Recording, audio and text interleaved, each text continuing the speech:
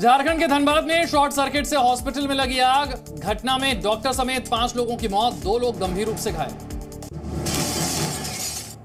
पटना में सरस्वती प्रतिमा विसर्जन के दौरान फायरिंग, जुलूस यात्रा के दौरान हुई गोलीबारी, छानबीन में जुटी पुलिस। नालंदा में भी सरस्वती माता की मूर्ति विसर्जन के दौरान झड़प के दौरान चली गोलियां, पुलिस ने गोली चलने की बात से इनकार किया।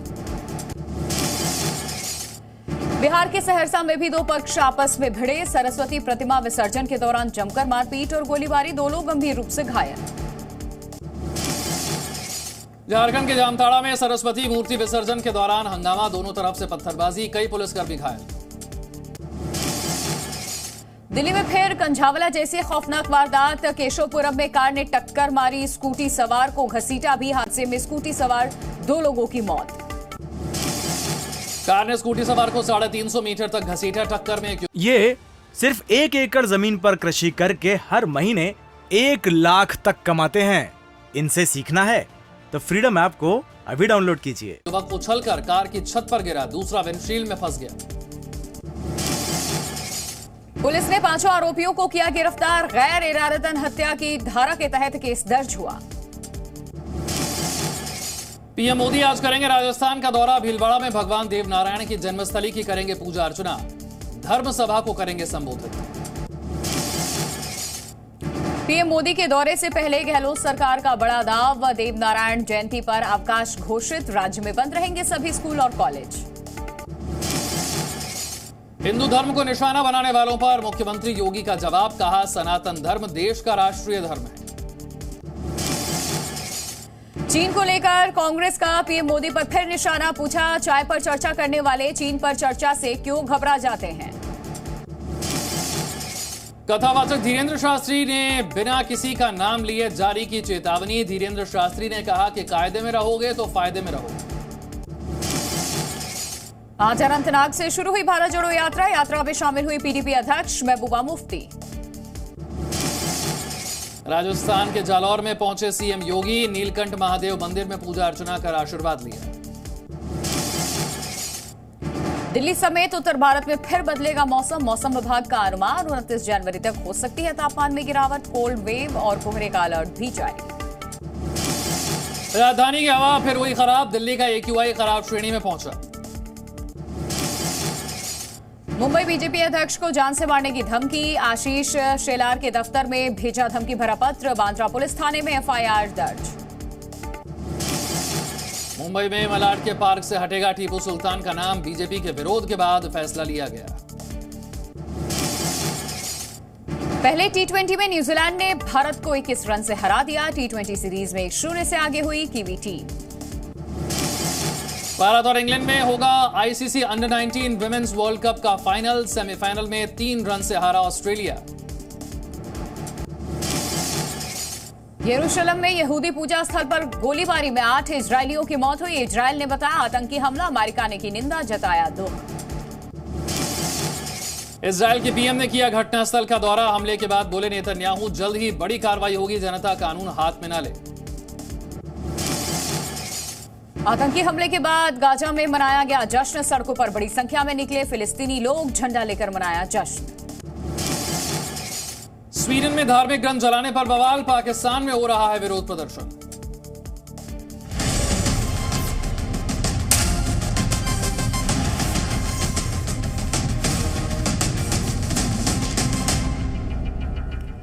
और प्रधानमंत्री नरेंद्र मोदी आज राजस्थान दौरे पर आने वाले हैं। प्रधानमंत्री भीलवाड़ा जाएंगे, जहां वो भगवान देवनारायण के जन्मोत्सव में शिरकत करेंगे। देवनारायण भगवान के दर्शन कर धर्म सभा को संबोधित भी करेंगे प्रधानमंत्री। वहीं प्रधानमंत्री के दौरे से पहले मुख्यमंत्री अशोक गहलोत ने एक बड़ा सियासी दांव भी खेल दिया है। अशोक गहलोत ने भगवान श्री देवनारायण जयंती पर राज्य में राजकीय अवकाश घोषित कर दिया है, सभी स्कूल कॉलेज बंद रहेंगे आज के दिन। ये बड़ा फैसला लिया गया राजस्थान सरकार की तरफ से। मुख्यमंत्री अशोक गहलोत ने श्री देवनारायण भगवान जयंती पर राज्य में राजकीय अवकाश घोषित किया है। तो आज प्रधानमंत्री मोदी भीलवाड़ा में भगवान देवनारायण के 1111वें जन्मोत्सव में शामिल होंगे और इस दौरान वो देवनारायण भगवान के दर्शन कर धर्म सभा को संबोधित करेंगे। एक रिपोर्ट इससे जुड़ी हुई आपको दिखाते हैं। राजस्थान सरकार की तरफ से भी क्या कुछ फैसला लिया गया, अपडेट रिपोर्ट देखिए। राजस्थान में आज पीएम मोदी भगवान देव नारायण के 1111वें जन्मोत्सव में शामिल होने जा रहे हैं। इस दौरान प्रधानमंत्री देव नारायण भगवान के दर्शन कर धर्म सभा को संबोधित भी करेंगे। पीएम मोदी के दौरे से पहले भीलवाड़ा के आसिंद में सुरक्षा कड़ी कर दी गई है। 5000 से अधिक पुलिस जवान तैनात किए गए हैं, जिसमें 150 से 200 आरपीएस अधिकारी शामिल हैं। प्रधानमंत्री आदरणीय मोदी का जो कार्यक्रम होने वाला है सुबह 11:30 बजे, उसको लेकर के पूरे क्षेत्र में, पूरे जिले में नहीं, पूरे प्रदेश में और पूरे देश में एक जोरदार माहौल बना हुआ है। लोगों में उत्साह है। लेकिन पीएम मोदी के इस दौरे से पहले राजस्थान सरकार ने भगवान देव नारायण के जन्मोत्सव पर अब से राजकीय अवकाश की घोषणा कर दी है। माननीय मुख्यमंत्री श्री अशोक जी गहलोत साहब का मैं उनका बहुत बहुत आभार व्यक्त करता हूं कि उन्होंने देवनारायण जयंती पर राष्ट्रीय अवकाश घोषित किया आज।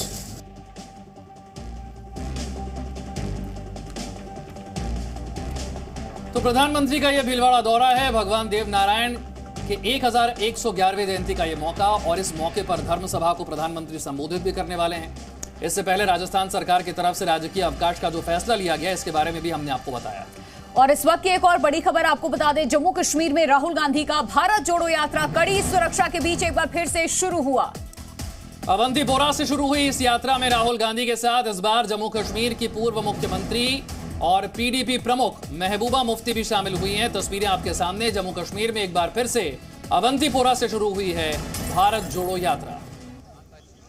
खबर यह भी है कि थोड़ी देर में कांग्रेस नेता प्रियंका गांधी वाड्रा भी भारत जोड़ो यात्रा में शामिल हो सकती हैं। कल बनिहाल में सुरक्षा वजहों का हवाला देकर के कांग्रेस ने ही भारत जोड़ो यात्रा को ब्रेक दिया था। आज फिर शुरू हुई और इसी मसले पर कांग्रेस अध्यक्ष मल्लिकार्जुन खड़गे ने गृह मंत्री को पत्र भी लिखा था सुरक्षा को लेकर के। लेकिन ये तस्वीरें फिलहाल इस वक्त आपके सामने। अवंतीपोरा में भारत जोड़ो यात्रा, महबूबा मुफ्ती भी शामिल हुई हैं और इसके अलावा प्रियंका गांधी वाड्रा भी खबर है कि इस भारत जोड़ो यात्रा में यहाँ शामिल होंगी।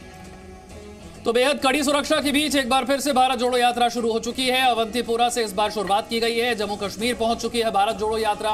सुरक्षा वजहों को लेकर इससे पहले भी चर्चा में रही है भारत जोड़ो यात्रा। जिस वक्त दिल्ली से होकर गुजरी थी, उस वक्त भी कांग्रेस ने गृह मंत्री को एक पत्र लिखा था और सुरक्षा व्यवस्था को और चाक चौबंद और कड़ा करने के लिए कहा गया था।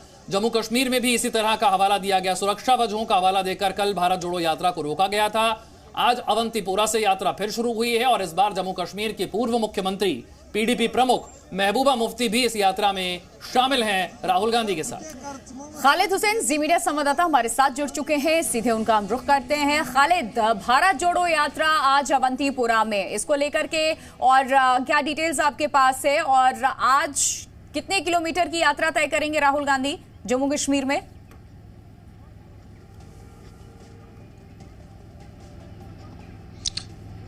देखिए, मैं आपको बता दूं, भारत जोड़ो यात्रा का आज दूसरा दिन है और कल जिस तरह पहले दिन ही राहुल गांधी ने सुरक्षा व्यवस्था पे सवाल उठाए थे, आज हमने जिस तरह से देखा है कि सुरक्षा के बहुत ही पुख्ता इंतजाम किए गए हैं। मैं आपको बता दूं कि जम्मू कश्मीर पुलिस, सीआरपीएफ और एसएसजी, उन्होंने पूरा एक दायरा बना दिया है राहुल गांधी के इर्द गिर्द और किसी को भी आगे आने की अनुमति नहीं दी गई। जिनके पास कांग्रेस ने इस किस्म के पासेस जो है वो दिए हैं, उन्हीं को उस यात्रा के बीच में राहुल गांधी के सामने जाने दिया गया। और जिस तरह के एडवोकेट जो सिक्योरिटी प्रबंध किए गए हैं, उससे लगता है कि जो कल खदशा जताया था राहुल गांधी ने, आज वो उससे संतुष्ट है। हालांकि कांग्रेस अध्यक्ष जो जम्मू कश्मीर के हैं, उन्होंने ये आरोप लगाया कि लोगों को आने नहीं दिया। लेकिन उन्हें वहीं पे जो हमारे अधिकारियों से बात हुई कि कश्मीर जो एक बहुत ही सेंसिटिव स्टेट है, यहाँ पर अगर हम भीड़ को एकत्रित होने ज़्यादा देते हैं तो उसमें पहचान पाना मुश्किल है कि कौन क्या है और क्या कर सकता है। इसलिए उन्हीं सिलेक्टेड पर्सन्स को जो है राहुल गांधी के बिल्कुल करीब रहने दिया गया। हालांकि उस दायरे के बाहर जो लोग थे, उनके समर्थक थे, वो चलते रहे। तो सुरक्षा के बहुत ही कड़े प्रबंध किए गए हैं। खुद टॉप ऑफिशियल्स जो कश्मीर के हैं, डीजीपी जो है कश्मीर के, वो कंट्रोल कर रहे हैं इसको और खुद इस पर निगाह रखे हुए हैं। डीआईजी साउथ कश्मीर खुद यात्रा के साथ इस वक्त चल रहे हैं। और लेथपोरा से होते हुए जहां 2019 में एक घातक हमला हुआ था मिलिटेंट्स की तरफ से और 40 जवान शहीद हुए थे सीआरपीएफ के, उस जगह स्थल से गुजरते हुए ये यात्रा करीबन 19 किलोमीटर आज चलेगी। और इसी रास्ते से मैं आपको बता दूं, अभी थोड़ी देर पहले जो है यात्रा निकली है। महबूबा मुफ्ती, उनकी माताजी और उनकी पुत्री जो है वो भी इस यात्रा में शामिल है। महबूबा मुफ्ती ने जब राहुल गांधी से मिले तो उन्हें एक शाल भी गिफ्ट किया। और उस कल हमने देखा कि उमर अब्दुल्ला ने बानहाल में इनको ज्वाइन किया। तो जिस तरह से रीजनल पार्टीज यहाँ पर हैं, उससे लगता है कि जिस तरह भारत जोड़ो यात्रा को नॉन पॉलिटिकल बताया जा रहा है, उसमें कहीं ना कहीं सियासी रंग भी देखने को मिल रहा है। और 30 तारीख को जब यहाँ पर रैली होगी भारत जोड़ो यात्रा की, उसमें 13 जो है अन्य दलों को भी आमंत्रित किया गया है। लेकिन जो कंसर्न सबसे ज़्यादा था वो राहुल गांधी या अन्य कांग्रेस नेताओं का, जैसे जयराम रमेश ने कहा कि सिक्योरिटी कोलैप्स हो गई थी, वो आज कहीं ना कहीं वो कमी दूर यानी कर कि दी कल गई। के मुकाबले आज ज्यादा सुरक्षा के साथ अध्यक्ष अवंतीपोरा से इस यात्रा की शुरुआत की गई है। और इस वक्त की एक और बड़ी खबर आपको बताते हैं। ये बड़ी खबर भी जम्मू कश्मीर से है। जम्मू कश्मीर के राजौरी के नेशनल हाईवे स्थित बथुनी इलाके में 2 संदिग्ध बंदूकधारी दिखे।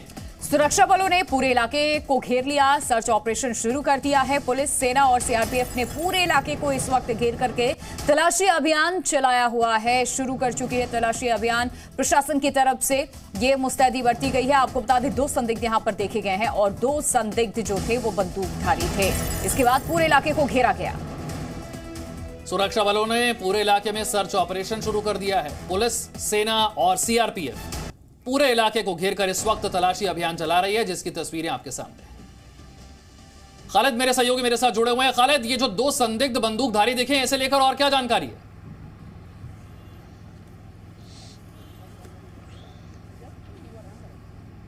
देखिए, एक इनपुट के बाद कि इस इलाके में, इस गांव में जो है संदिग्ध 2 दिखे हैं, उसके बाद तुरंत जो है ऑपरेशन लॉन्च किया गया है, जो जॉइंट ऑपरेशन है सेना, जम्मू कश्मीर पुलिस और सीआरपीएफ का। मैं आपको बता दूं, जब राजौरी में जब वो माइनॉरिटी की किलिंग हुई थी, तब से ही जो क्रैकडाउन है इस इलाके में चल रहे हैं और लगातार उन मिलिटेंट्स को तलाशा जा रहा है जिन्होंने वो टारगेट किलिंग अंजाम दी थी। तो उसी की कड़ी में जो है पेट्रोल पार्टीज विभिन्न इलाकों में, राजौरी के विभिन्न गांवों में तलाशी का अभियान चलाते हैं। और इस इलाके में भी तलाशी के अभियान के दौरान उन्हें ये इनपुट मिला कि यहाँ पर 2 आर्म पर्सन्स दिखे हैं। और जारी है यहाँ पर जॉइंट ऑपरेशन है ये। जम्मू कश्मीर पुलिस, सेना के जवान, सीआरपीएफ। बहुत शुक्रिया खालिद तमाम जानकारी देने के लिए। आगे बढ़ते हैं। दिग्विजय सिंह के बाद अब एक और कांग्रेसी नेता राशिद अल्वी ने सर्जिकल स्ट्राइक के सबूत मांगे हैं। राशिद अल्वी ने कहा है कि सर्जिकल स्ट्राइक को लेकर हमें फौज पर तो विश्वास है, लेकिन जब सरकार कह रही है कि हमारे पास वीडियो है और दिग्विजय सिंह भी कह रहे हैं कि वीडियो दिखा दें, तो फिर छिपाने की जरूरत क्या है? सेना की सर्जिकल स्ट्राइक पर कांग्रेस नेता राशिद अल्वी अपनी ही पार्टी के नेता दिग्विजय सिंह की राह पर चल पड़े हैं। राशिद अल्वी ने दिग्विजय सिंह की बात का समर्थन करते हुए कहा कि सबूत मांगने में क्या दिक्कत है।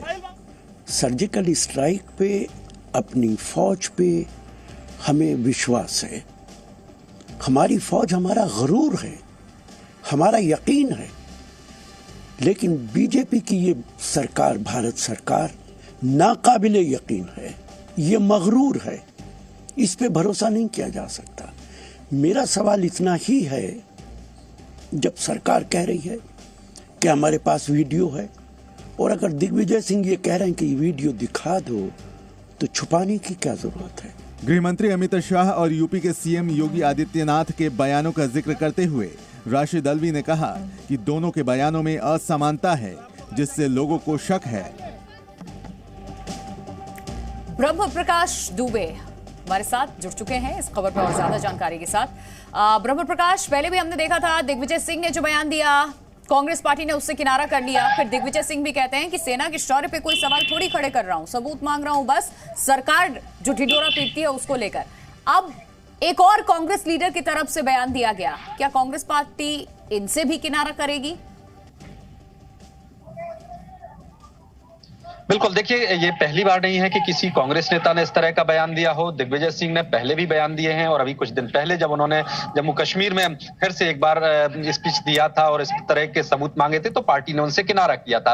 अब राशिद अल्वी भी कह रहे हैं, देखिए राशिद अल्वी भी कांग्रेस के वरिष्ठ नेता हैं, सांसद रहे हैं और वो भी इस तरह की मांग करते हैं। देखिए कांग्रेस की लगता है इस तरह की स्ट्रेटजी रही है कि जब उन्हें लगता है कि इससे उनकी एक देश विरोधी अगर छवि बनती है पार्टी की तो पार्टी तुरंत उस नेता से किनारा कर लेती है। लेकिन पार्टी के नेता समय समय पर इसको लेकर बयानबाजी करते हैं। उसमें कांग्रेस की एक ये भी स्ट्रेटजी है कि कहीं ना कहीं लगातार सरकार पर इस तरह से सवाल उठाइए जिससे सरकार लोगों का भरोसा सरकार से टूटे और ये लगे कि सरकार जो दावा कर रही है सर्जिकल स्ट्राइक को लेकर, एयर स्ट्राइक को लेकर, उसको लेकर सरकार झूठ बोल रही है। आप देखिए कि इसके पहले कांग्रेस ने चीन के साथ जो बॉर्डर पर डिस्प्यूट है उसको लेकर भी सवाल खड़े किए और कांग्रेस नेता राहुल गांधी खुद कहते रहे हैं कि चीन ने काफी सारी जमीन पर कब्जा कर लिया है, सरकार झूठ बोल रही है। लेकिन कुछ नेता ऐसे हैं जो इस विवाद को लगातार आगे बढ़ाते चले जा रहे हैं। आगे बढ़ते हैं, अलीगढ़ मुस्लिम यूनिवर्सिटी में हुई विवादित नारेबाजी पर समाजवादी पार्टी के सांसद शफीकुर रहमान बर्क की तरफ से एक और विवादित बयान सामने आया। बर्क ने धार्मिक नारेबाजी करने वाले एनसीसी कैडेट्स का बचाव करते हुए कहा है कि देश के मुसलमानों को डराने के लिए कार्रवाई की जा रही है। अभी शफीकुर रहमान बर्क की तरफ से बयान दिया गया, सुनिए।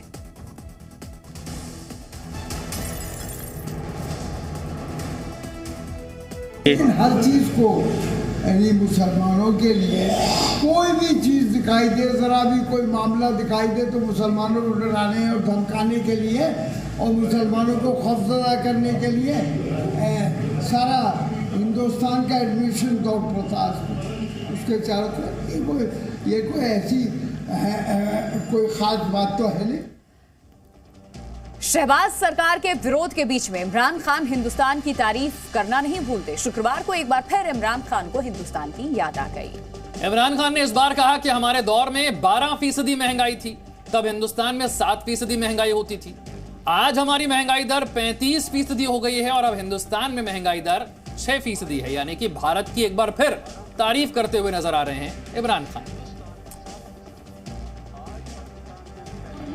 पाकिस्तान में अर्थव्यवस्था की हालत कितनी खराब है ये किसी से छिपा नहीं है। शहबाज सरकार लगातार अपने विरोधियों के निशाने पर है और इमरान खान उनके लिए सबसे बड़ा सिरदर्द बने हुए हैं। और इमरान खान जब भारत की तारीफ करते हैं शहबाज शरीफ का सिरदर्द बढ़ जाता है। इमरान खान ने एक बार फिर शहबाज शरीफ को कोसते हुए भारत की तारीफ की है। हम छोड़ के गए थे तो 12% थी महंगाई, इन्फ्लेशन, जिसको CPI कहते हैं, कंज्यूमर प्राइस इंडेक्स उस वक्त 12% थी। आज वो 35% पे जाएगी। हमारे दौर में 12% महंगाई थी, उस वक्त हिंदुस्तान में 7% थी। आज पाकिस्तान में 35% पे चली गई है, हिंदुस्तान में 6% आ गई है, तो वहां महंगाई कम हुई है। इसके पहले इमरान खान का एक वीडियो उनकी पार्टी ने जारी किया है जिसमें इमरान खान चलते हुए दिखाई दे रहे हैं। कुछ महीने पहले यात्रा के दौरान इमरान पर गोली चली थी जिसमें इमरान खान घायल हो गए थे और फिलहाल उनका इलाज चल रहा था। और अब खबर इजराइल की यरूशलेम से है जहां पर फिलिस्तीनी बंदूकधारियों ने 8 लोगों को गोली मारकर उनकी हत्या कर दी। हाल ही में वेस्ट बैंक में एक छापेमारी के दौरान इजराइल की सेना की गोली से 9 फिलिस्तीनियों की मौत हो गई थी और माना यह जा रहा है कि इसी का बदला लेने के लिए फिलिस्तीनी बंदूकधारी ने गोली चलाई। इजराइल के प्रधानमंत्री नेतन्याहू ने कहा है कि इस पर तुरंत कार्रवाई होगी। यरूशलेम में फायरिंग हुई है, 8 लोगों की इसमें मौत हुई है। वेस्ट बैंक में हुए हमले के बाद इस बात में कोई शक नहीं रह गया था कि फिलिस्तीन शांत नहीं बैठने वाला है और शुक्रवार को इजराइल का ये शक सही साबित हो गया। शुक्रवार को जेरूसलम के फिलिस्तीनी बंदूकधारी ने ताबड़तोड़ गोलियां बरसाकर लोगों को मौत के घाट उतार दिया। इस हमले में 3 लोग गंभीर रूप से घायल हो गए। इस हमले के बाद घटनास्थल पर अफरा तफरी मच गई। स्थानीय पुलिस के मुताबिक बंदूकधारी रात करीब 8:15 बजे वहां पहुंचा और कई लोगों पर गोलियां बरसा दी। हालांकि पुलिस ने हमलावर को मार गिराया है। יחידת הטראומה בבית החולים הדסה הר הצופים הגיעו הערב 3 נפגעים מהפיגוע הקשה. לצערנו אחת הנפגעות בשנות ה-40 לחייה נקבע מותה עם הגעתה לבית החולים.